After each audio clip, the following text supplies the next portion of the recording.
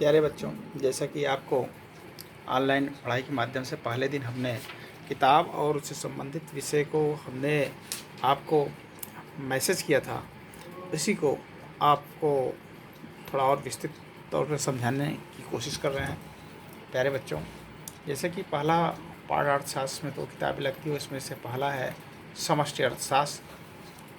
तो इस पुस्तक में समष्टि अर्थशास्त्र का विश्लेषण कुछ मूल सिद्धांतों से होगा। जहाँ तक संभव होगा सिद्धांतों की सरल भाषा में इस किताब में वर्णन किया गया है। जैसे कि देखते हैं, यदि हम किसी देश की अर्थव्यवस्था की संपूर्ण रूप से देखें तो हम पाते हैं कि अर्थव्यवस्था सभी वस्तुओं और सेवाओं के निर्गत स्तरों में एक साथ संचालन की प्रवृत्ति होती है। उदाहरण ले सकते हैं, जैसे यदि खाद्यान्न के निर्गत में वृद्धि होती है तो आमतौर पर औद्योगिक वस्तुओं का निर्गत स्तर भी बढ़ता है, उसी के साथ ही वह भी बढ़ता है। यदि अर्थव्यवस्था के विभिन्न उत्पादन इकाइयों में समस्त निर्गत स्तर, कीमत स्तर या रोजगार स्तर एक दूसरे से निकट संबंधित होते हों तो संपूर्ण अर्थव्यवस्था का विश्लेषण कार्य अपेक्षाकृत आसान पाया जाता है। समष्टि अर्थशास्त्र में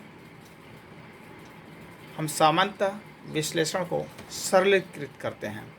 जैसे समष्टि अर्थशास्त्र एक सरलीकृत, जैसे एकल काल्पनिक वस्तु पर ध्यान केंद्रित करने पर कैसे देश का कुल उत्पादन तथा रोजगार के स्तर का संबंध उन विशेषताओं जिन्हें परिवर्ती कहा गया है, जैसे कीमत, ब्याज दर, मजदूरी दर, लाभ इत्यादि से है, तथा इससे क्या होता है, इसे सरलीकृत करने में सक्षम है और इस तरह उपयोगी तरीके से अध्ययन द्वारा इसका सार प्राप्त करते हैं। उन असंख्य वास्तविक वस्तुओं के साथ क्या होता है जो बाजार में खरीदी और बेची जाती हैं, क्योंकि सामान्यतः हम देखते हैं कि जो कीमत ब्याज, मजदूरी तथा लाभ इत्यादि के साथ होता है, कमोबेश वही दूसरी वस्तुओं के साथ भी होता है। खास तौर पर जब इन गुणों में तेज़ी से बदलाव आना शुरू होता है तो उसी तरीके की कीमतें भी प्रभावित होती हैं, जिसे हम मुद्रास्फीति कहते हैं। या कीमतें बढ़ती हैं तो मुद्रास्फीति होती है, मुद्रा की कीमत कम हो जाती है। या रोजगार तथा उत्पादन स्तर गिरते हैं, जब गिर जाते हैं उसे हम मंदी कहते हैं। इन परिवर्तनों के संचालन की सामान्य दिशा सभी व्यक्तिगत वस्तुओं के लिए सामान्यतः उसी प्रकार होती है जैसे कुल मिलाकर अर्थव्यवस्था के लिए समस्त रूप में दिखाई पड़ती हैं। अर्थव्यवस्था के अंतर्गत उत्पादित सभी प्रकार की वस्तुओं के लिए प्रतिनिधित्व के रूप में 3 सामान्य प्रकार की वस्तुएं ली जा सकती हैं। पहला है कृषि वस्तुएं, औद्योगिक वस्तुएं और तीसरा है सेवाएं। इन वस्तुओं के उत्पादन तकनीक और कीमत में अंतर हो सकता है। समष्टि अर्थशास्त्र में यह भी विश्लेषण करने का प्रयास किया जाता है कि विभिन्न वस्तुओं का व्यक्तिगत निर्गत स्तर, कीमतें, रोजगार का स्तर आदि का निर्धारण कैसे किया जाता है। व्यष्टि अर्थशास्त्र, सबसे पहले आप व्यष्टि अर्थशास्त्र क्या होता है। व्यष्टि अर्थशास्त्र अपने पूर्व अध्ययन से शायद आपको यह समझ आ गया होगा कि समष्टि अर्थशास्त्र व्यष्टि अर्थशास्त्र से किस प्रकार भिन्न है। संक्षिप्त सार के रूप में देखते हैं तो हम पाते हैं व्यष्टि अर्थशास्त्र में आपको व्यक्ति आर्थिक एजेंट या व्यक्ति अर्थशास्त्र में छोटा है। व्यष्टि अर्थशास्त्र आर्थिक एजेंट और प्रेरणाओं जिनसे वे चालित होते हैं वो प्रकृति का उल्लेख मिलता है। व्यष्टि अर्थशास्त्र में छोटा अर्थात उपभोक्ता अपनी रुचि और आय के अनुरूप क्रय करने के लिए वस्तुओं का इष्टतम संयोग का चयन करते हैं। उत्पादन जो अपने उत्पादित वस्तुओं से अधिकतम लाभ अर्जित करने के लिए अपनी लागत को कम से कम रखता है और वस्तुओं को बाजार में ऊंची कीमत पर बेचता है। दूसरे शब्दों में व्यष्टि अर्थशास्त्र मांग और पूर्ति के व्यक्तिगत बाजारों का अध्ययन है। व्यक्तिगत बाजारों का मतलब एक तरीके से आप बच्चों समझ सकते हैं कि पूंजीवादी अर्थव्यवस्था आर्थिक भूमिका निभाता है अथवा निर्णय करता है व्यक्ति होते हैं। क्रेता या विक्रेता कंपनियां भी जो अपने लक्ष्यों को अधिकतम करने का प्रयास करते हैं। उत्पादक अथवा विक्रेता उनके व्यक्तिगत संतुष्टि अथवा कल्याण स्तर पर बड़ी कंपनियां भी अर्थ में व्यष्टि हैं जो छोटे स्तर पर या पूंजीगत तौर पर तैयार होती हैं। व्यष्टि अर्थशास्त्र के लिए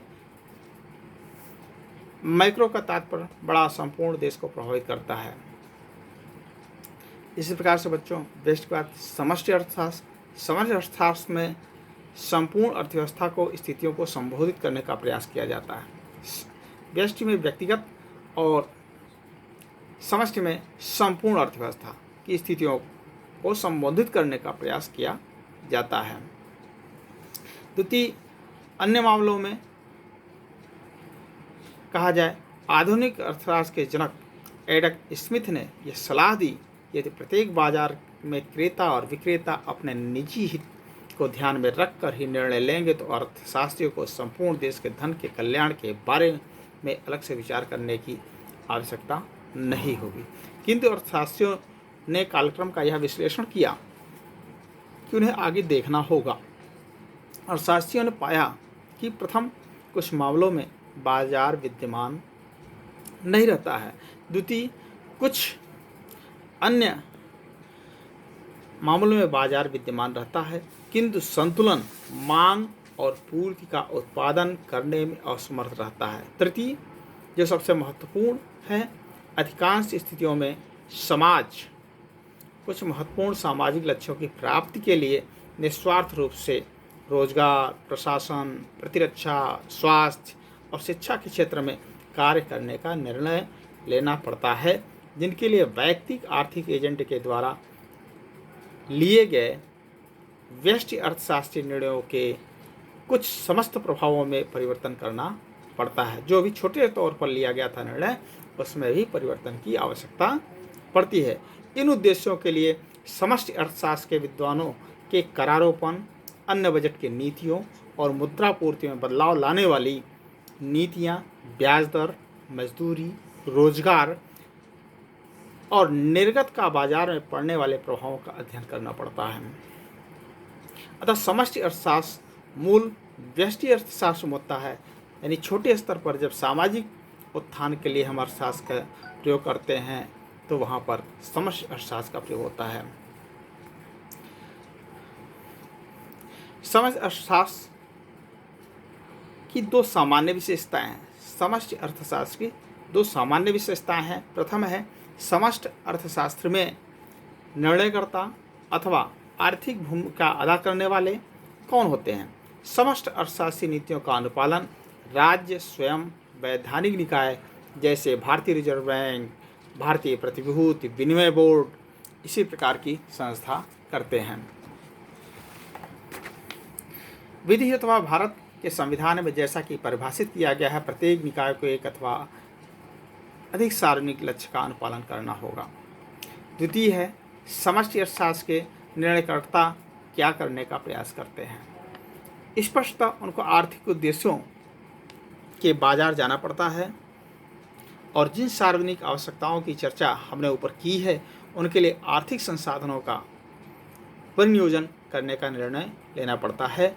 इस प्रकार के क्रियाकलाप का लक्ष्य व्यक्ति के निजी हित के लिए नहीं होता, इनका अनुपालन संपूर्ण देश और उसकी जनता के कल्याण के लिए किया जाता है। बच्चों यही समष्टि है। समष्टि मतलब साधारण शब्दों आप समझ लिए, व्यष्टि में छोटा और समष्टि मतलब संपूर्ण परिवार के लिए। जब आप साधारण तौर पर अपने घरेलू स्तर पर हम समझने की कोशिश करते हैं तो व्यष्टि मतलब एक बड़ा सा परिवार होता है, उसमें जब एक व्यक्ति अपनी आवश्यकताओं की पूर्ति करता है तो उसे कहा जाता है व्यष्टि है। और जब समष्टि में संपूर्ण समाज का, संपूर्ण बड़े परिवार का पालन पोषण के खर्च के पूरा करने के लिए सभी लोग अपनी आय का किसी न किसी तरफ से सहयोग करते हैं, उसको हम समष्टि अर्थशास्त्र के तौर पर मानते हैं। उसी तरीके से आप समझने की कोशिश करिए। संपूर्ण देश और जनता के कल्याण के लिए जो कार्य किया जाता है वो अर्थशास्त्र समष्टि अर्थशास्त्र में आता है। बच्चों, आज इतना ही। अगले भाग में आपको बताएंगे हम समष्टि अर्थशास्त्र का उद्भव कब हुआ, कहाँ हुआ, और समष्टि अर्थशास्त्र के वर्तमान जो पुस्तक है समष्टि, उसका संदर्भ क्या है, हम बताएंगे। प्यारे बच्चों, आज सिर्फ इतना ही। आपको हमने किताब की फ़ोटोकॉपी भेजा है, उसको समझिए और कोशिश करिए। बहुत कठिन नहीं है आपके लिए। व्यष्टि और समष्टि अर्थशास्त्र को समझना बहुत आसान है। अगर आप शुरुआती प्रसंग को इस ध्यान से सुनेंगे तो आगे पुस्तक बहुत ही आसान हो जाएगी आपको समझने के लिए, पढ़ने के लिए, आगे पाठ को और अच्छी तरीके से तैयार होने के लिए। बच्चों, आज सिर्फ इतना ही। आगे हम और बताएंगे इसी क्रम में। बच्चों, धन्यवाद।